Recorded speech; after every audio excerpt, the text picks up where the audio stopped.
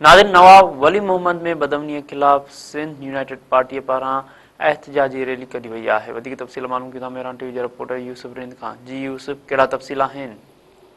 जी बिल्कुल, नवाबली में आसपास के इलाके में बदअमनी खिलाफ सिंध यूनाइटेड पार्टी जा कारकुन ऐं सभी शहरीन जो एहतिजाजी मुज़ाहिरो रैली निकिती है। पुलिस खिलाफ सख्त नारेबाज़ी कई वई है। एहतिजाजी रैली एसयूपी अगवानी खमीसो खान, बन शाहनवाज ख़ासकरी, भाई खान उमरानी, इमरान चांडी की अगवानी में चिरानी घाटी का निकती।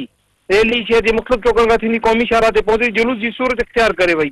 बाद में प्रेस क्लब अॻियां सख्त एहतिजाज कयो वियो। ॼाणण अॻवान मीडिया सां ॻाल्हाईंदे चयो त नवाबली शहर ऐं आसपास जे इलाक़नि में चोरियूं, दाड़ा ऐं फुरू रोज़ जो मामूलो बणिजी वियूं आहिनि। रोज़ कंहिं न कंहिं शहरी खां मोटरसाइकिल, पोरू, रोक रक़म फुर कनि था, पर पुलिस अमन अमान कायम करण में मुकम्मल नाकाम थी चुकी है। पुलिस सिर्फ मंशियात फरोशन ऐं तेल जी गैर कानूनी एजेंसियुनि खां मंतरी वठी अगूरिन सुतल आहे। इन्हनि हाई जी सिंध खां मुतालबो कयो त हंगामी बुनियादनि ते शहर में अमन कराए शहरनि खां फुर थियल मोटरसाइकिल वापसि करायूं वञनि। जी यूसुफ, अवां जी महिरबानी।